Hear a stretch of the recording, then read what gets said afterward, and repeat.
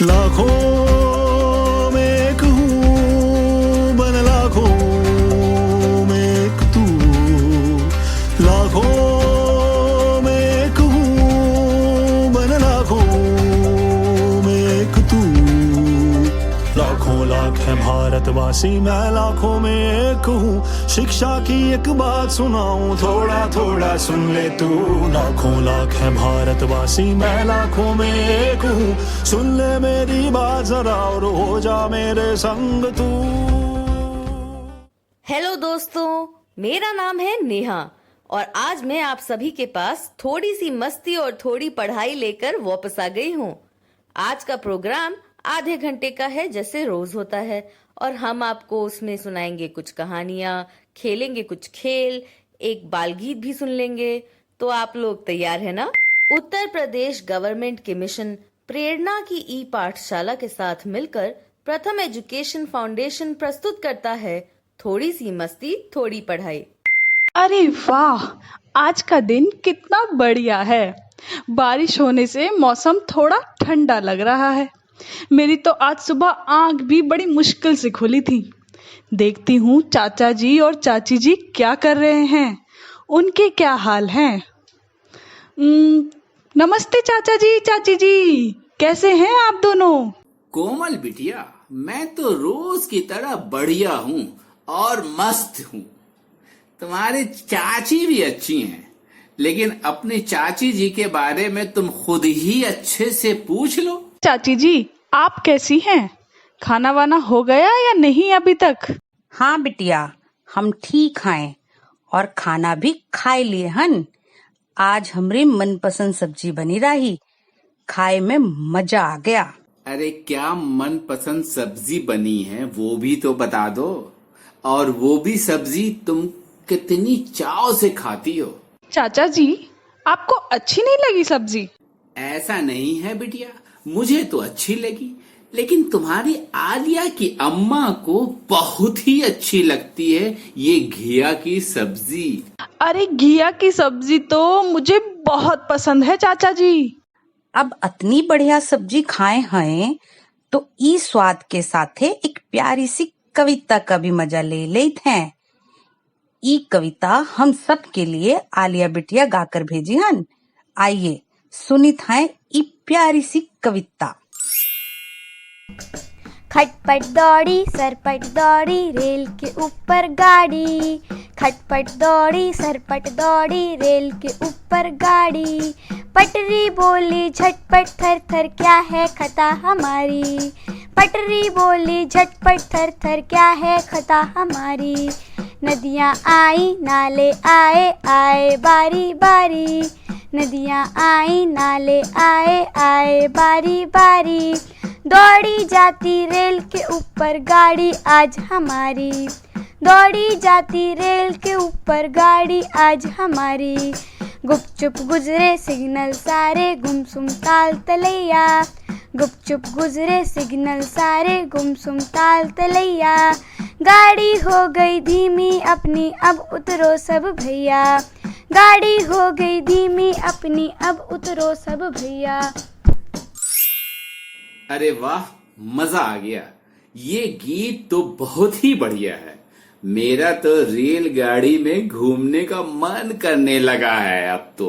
देखा, हम कहे थे ना मजा आई है ये गीत का सुनकर। सही कहा चाची जी आपने, आलिया ने इसे बहुत अच्छे से गाया है। आलिया के अब्बा का हुई गवा, आज कछुत बोलित नहीं हो तुम? सब ठीक तो आए? का सोची था?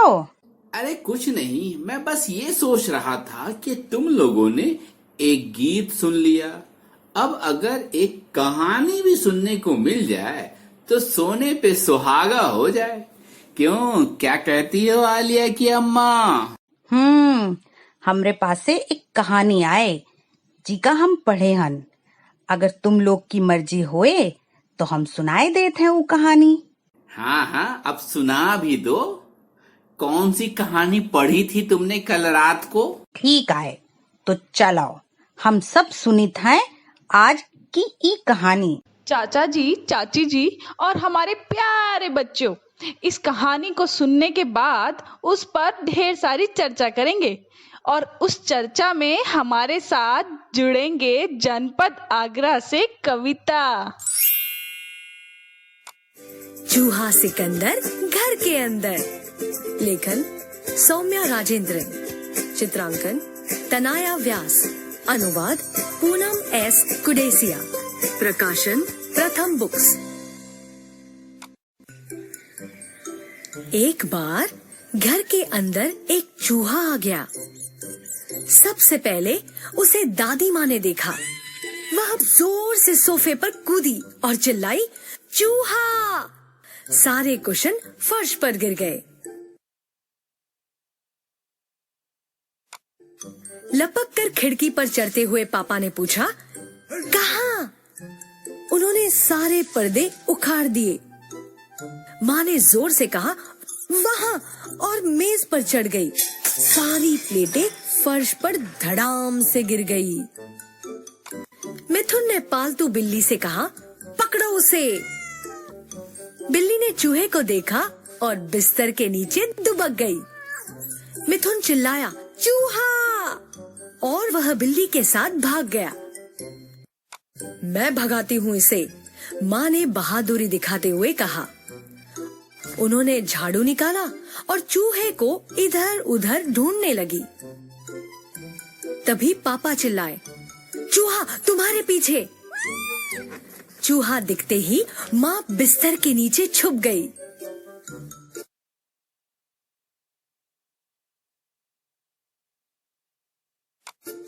दादी सोफे से नीचे उतरी और बोली, मैं जानती हूँ कि क्या करना है। फिर उन्होंने अखबार को मोड़ा और उसे इधर उधर खोसने लगी। चूहा वहाँ तुम्हारी बाईं तरफ। पापा खिड़की पर और ऊंचे चढ़ते हुए चिल्लाए। दादी ने चूहे को देखा और बिस्तर के नीचे जा छुपी।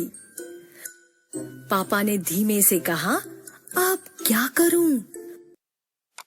वो खिड़की पर और ऊपर नहीं चढ़ सकते थे।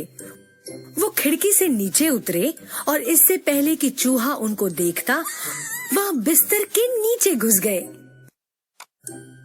घर के अंदर चूहा! सब एक साथ चिल्ला उठे। शोर से छोटी जग गई। आंखें मलते हुए वो अपनी दरी पर बैठ गई। अरे, उसके तकिए पर वो क्या था?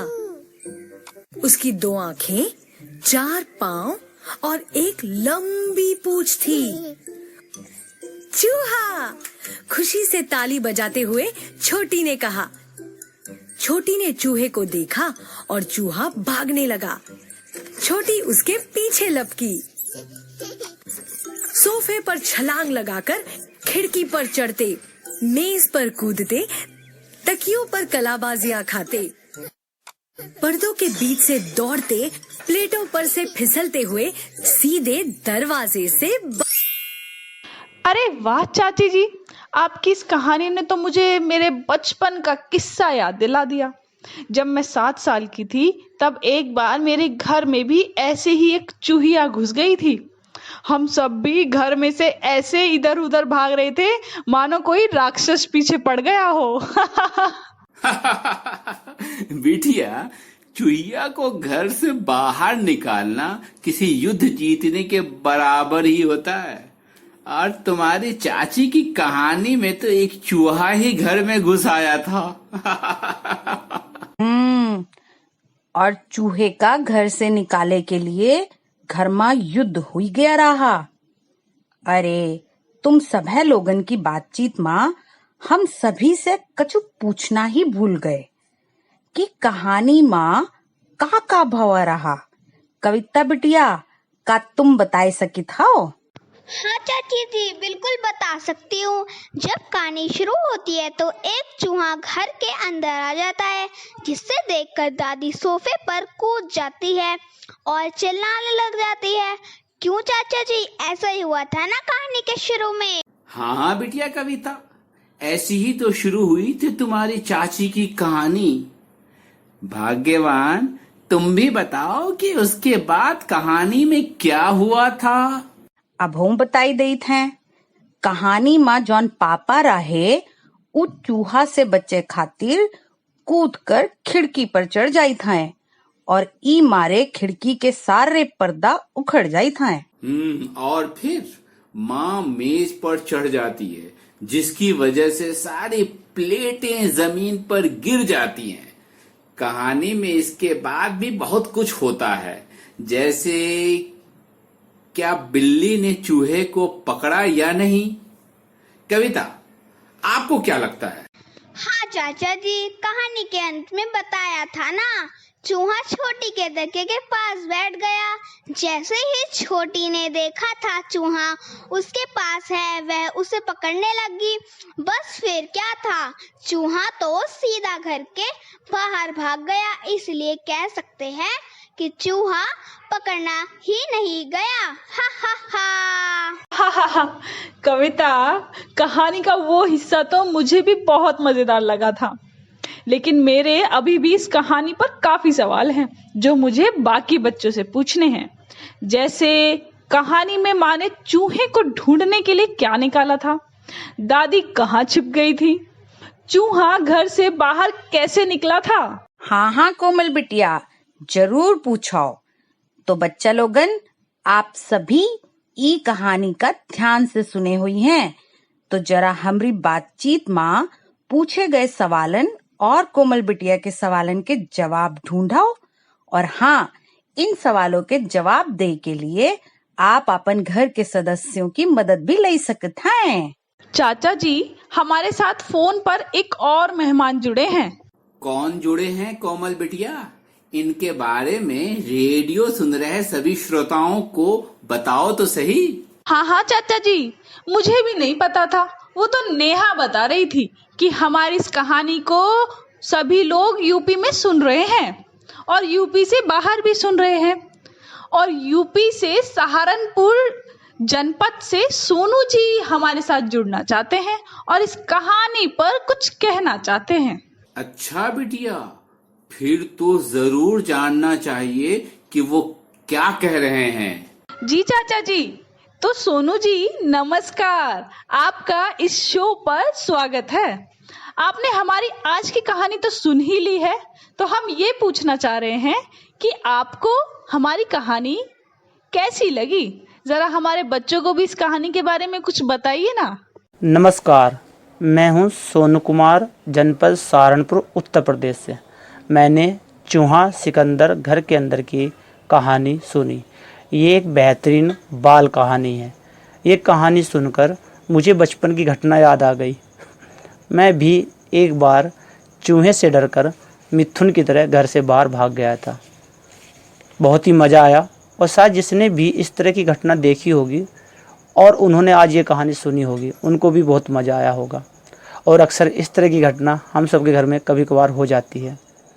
ये कहानी बहुत ही रोचक है, सरल शब्दों का परिचय भी कराती है और अंत तक जोड़े रखती है। ये कहानी सुनकर मुझे बहुत मज़ा आया और शायद जिसने भी ये कहानी सुनी होगी उनको भी मज़ा आया होगा। धन्यवाद। सुने सोनू जी का कह कर गए हैं। ऐसा लागित है उनका भी ई कहानी बहुत ज्यादा पसंद आई है। हाँ, वो तो ठीक है। चलो अब एक खेल खेलते हैं। तुम सभी खेल खेलोगी? हाँ चाचा जी, जरूर। तो खिलाइए ना। तो चलो बिटिया, खेलते हैं ये मजेदार खेल। खेल का नाम है मेरे अक्षर पहचानो। इस खेल में मैं कुछ शब्द दूंगा और एक अक्षर भी दूंगा। तुम सभी को उन शब्दों को ध्यान से सुनना है और शब्दों में दिए गए अक्षरों को खोजना है। जैसे मैंने सभी को दिया क अक्षर और शब्द दिए खेती, कपड़ा, तरीका। तो कोमल बेटिया बताओ, इनमें क अक्षर किस किस शब्द में है? हाँ चाचा जी, अभी बता देती हूँ। तो इन 3 शब्दों में क अक्षर कपड़ा और तरीका शब्द में है। बहुत बढ़िया। कविता बिटिया, आप बताइए कि आगरा, गगन और कुल्हाड़ी में से किस शब्द में र अक्षर है? चाचा जी, इन 3 शब्दों में से एक ही शब्द में र अक्षर है, वो शब्द है आगरा। कविता बिटिया ने कितनी बारीकी से बताया है और ळ और र में अंतर को भी हम समझ लिए हन। अब आलिया के अब्बा अब हमरे बताए अक्षर खो जाओ तब जाने। बताओ, खीर, चूड़ी और सड़क माँ किस शब्द में ळ अक्षर है? मुझे पता है इसका जवाब। इसका जवाब है चूड़ी और सड़क, क्योंकि इन शब्दों में ही ड़ अक्षर है, बाकी 2 शब्दों में र अक्षर है। र। बहुत बढ़िया चाचा जी। तो कुछ शब्द रेडियो सुन रहे बच्चों के लिए। बच्चों, आप भी इन शब्दों में से प अक्षर को खोजिए और अपनी कॉपी में लिखिए। शब्द हैं कपड़ा, मकान, पपीता, सफाई, सोफे, घर, पोहा, पीला, मशीन, सूरज, फूल, फल। तो बच्चों, अब समय हो गया है कक्षा 3 से 5 के बच्चों के पास जाने का।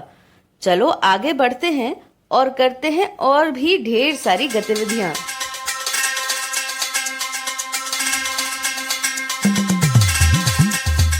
चाचा जी, हमारे कार्यक्रम के इस हिस्से में जुड़ गए हैं ऐमन, जो हमारे साथ आज का खेल भी खेलेंगे। ऐमन बेटा, स्वागत है तुम्हारा आज के कार्यक्रम में। धन्यवाद चाचा जी। भाई, मुझे तो आज कोई खेल सूझ नहीं रहा है। कोमल बिटिया, तुम ही कोई खेल खिला दो हमें, मजा आ जाएगा। ठीक है चाचा जी, आप कहते हैं तो मैं ही कोई खेल शुरू करती हूँ। इस खेल का संबंध क्रिया से है। इस खेल में कुछ शब्द बोले जाएंगे और उन शब्दों से क्रिया शब्द छांटकर बताना होगा। ऐमन, जरा आप बताइए कि बाजार, अमीना और खेलना में क्रिया शब्द कौन सा है? कोमल दीदी, इन तीनों शब्दों में खेलना शब्द क्रिया है और बाजार और अमीना संज्ञा है।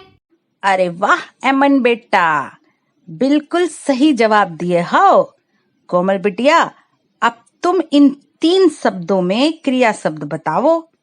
मेमना, हिलना और पटना। चाची जी, बहुत आसान है। इन तीनों शब्दों में हिलना क्रिया है। कोमल बिटिया, चलो हम भी कुछ क्रिया शब्द बता देते हैं। जोड़ना, तोड़ना, चलाना और कहना। अरे ऐमन बेटा, कुछ मदद करो मेरी, मुझे तो अब शब्द याद नहीं आ रहे हैं। जी चाचा जी, अभी बताता हूँ। पानी, धोना, हंसना, मिलना, बोलना। ठीक है ना चाचा जी? शाबाश ऐमन बेटा, एकदम सही शब्द बताए तुमने। तो ऐमन और हम सभी ई खेल का ठीक से समझ चुके हैं। तो रेडियो सुन रहे सभी बच्चा लोग, तुम सभी भी क्रिया से जुड़े शब्दों की एक सूची बनावो और घर में सबको पढ़कर सुनावो। अब तुम लोग खेलो, मैं चला थोड़ा आराम करने। अरे अरे चाचा जी, अभी से कहाँ चले? अभी तो मैं एक मजेदार कहानी सुनाऊंगी। इस कहानी में एक बच्ची है जिसे सब्जी खाना नहीं पसंद। वो रोज अपनी माँ से कहती है कि माँ ये भी कोई खाना है। तो पता है उसकी माँ उनसे क्या कहती है? क्या बोला बिटिया, कहानी? तो फिर देर किस बात की, मैं नहीं जाता हूँ। कहानी हो तो फिर कोई और चीज कैसे हो सकती है। वैसे भी कहानी सुनकर तो आराम मिल ही जाता है। तुम जिस तरह से बता रही हो, जरूर मजेदार कहानी लगती है। जल्दी से सुना दो वो कहानी। बिल्कुल सही कहा चाचा जी, है तो ये बहुत ही मजेदार कहानी। अब मैं क्या बताऊं, आप खुद ही सुन लीजिए। यह भी कोई खाना है। लेखन भारती जगन्नाथन, चित्रांकन प्रीति कृष्णमूर्ति, अनुवाद रीतू सिंह, प्रकाशन प्रथम बुक्स। समीरा ने अपना टिफिन का डिब्बा खोलते ही मुंह बनाया। ओह, भला पराठे और बैंगन की सब्जी भी कोई खाता है? मैं तो न खाऊं। जोर से डिब्बा बंद करके वह स्कूल के बरामदे में चली गई। पिछले हफ्ते अम्मा ने उसे नूडल दिए थे। नूडल तो केंचुए जैसे लगते हैं। घर वापस जाकर समीरा भुनभुनाई थी। अगले दिन अम्मा ने मूंगफली मटर वाला उपमा बनाया था। समीरा ने सिर्फ मूंगफली चुनकर खा ली थी। इडली खाओगी? अम्मा ने पूछा था। खेलने के लिए अच्छी रहेंगी, पर मैं खाऊंगी नहीं, समीरा ने कहा था। और आज पराठे और बैंगन की सब्जी थी। दीवार के साथ साथ चींटियों की फौज चली जा रही थी। उन्होंने पूछा, समीरा, सब बच्चे खाना खा रहे हैं, तुम क्यों नहीं? समीरा ने कहा, मुझे न पराठे पसंद हैं न सब्जियां, मैं खाना नहीं खाऊंगी। ठीक कहा, भला सब्जियां भी कोई खाता है? चींटियों ने उसकी बात में हाँ मिलाई। वे बड़ी सावधानी से एक तिलचट्टा ले जा रही थी। उन्होंने उसका एक पंख अलग करके समीरा को दिया। यह खाकर देखो, बहुत स्वादिष्ट है। छी छी, मुझे नहीं खाना, गंदा सड़ा तिलचट्टा, कहते हुए समीरा बगीचे की ओर दौड़ गई। वहाँ रंग बिरंगे फूल खिले थे। तितलियां एक से दूसरे फूल पर मंडरा रही थी। संतरी रंग व काली सफेद धारियों वाली एक सुंदर तितली ने पूछा, अरे समीरा, क्या हुआ? सब बच्चे खाना खा रहे हैं, तुम क्यों नहीं? समीरा ने जवाब दिया, मुझे न पराठे पसंद हैं न सब्जियां, मैं खाना नहीं खाऊंगी। ठीक कहा, भला सब्जियां भी कोई खाता है?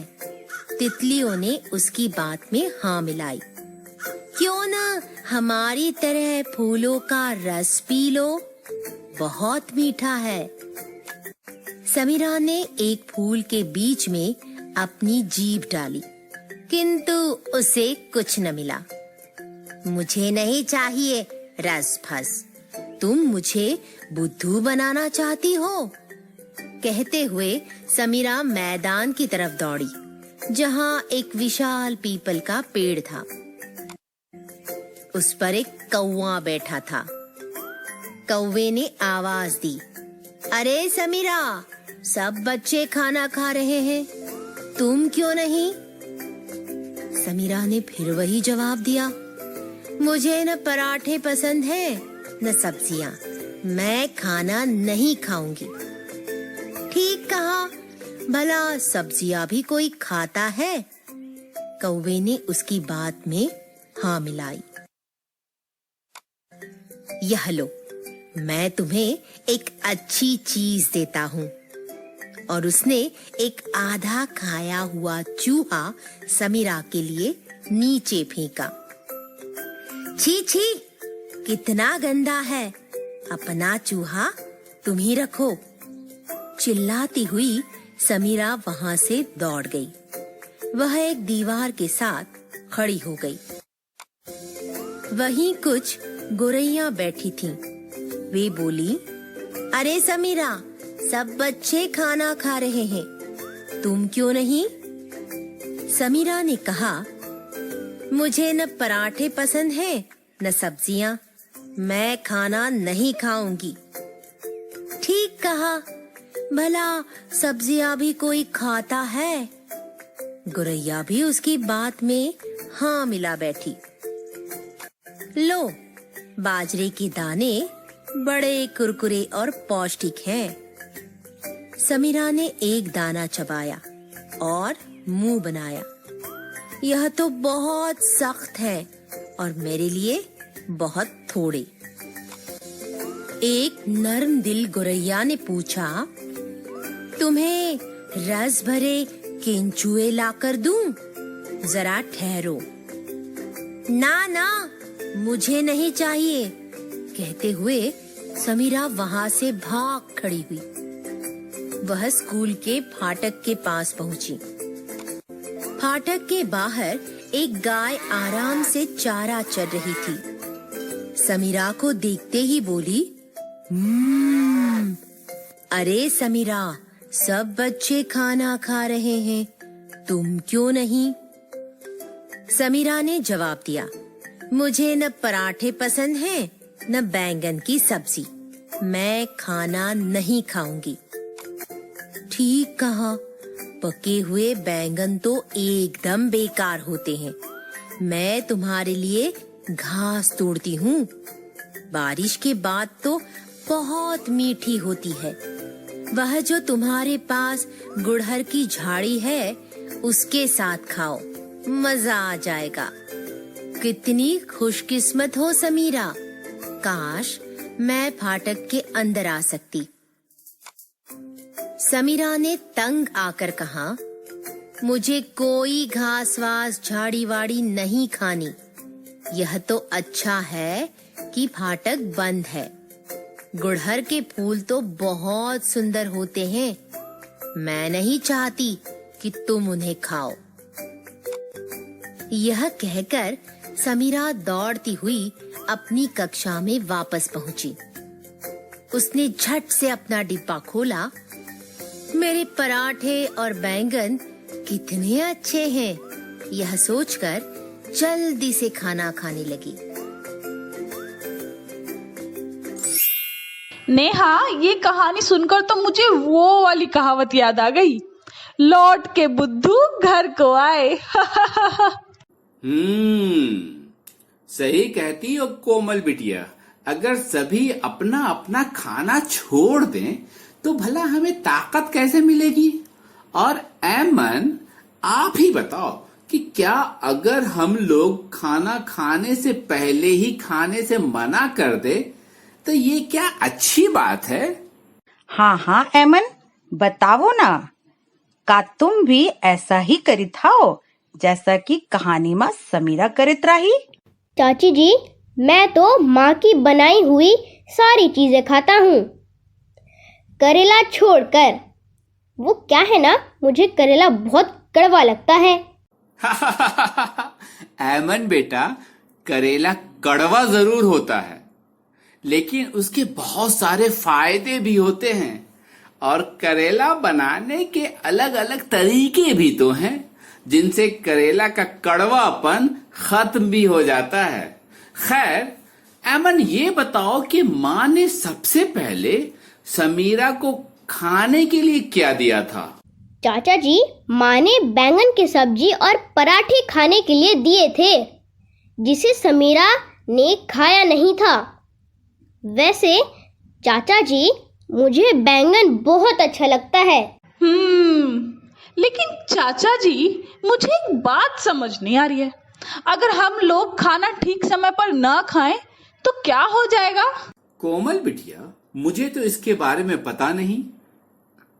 हाँ, अगर मैं डॉक्टर होता तो तुम्हारे इस सवाल का जवाब जरूर देता।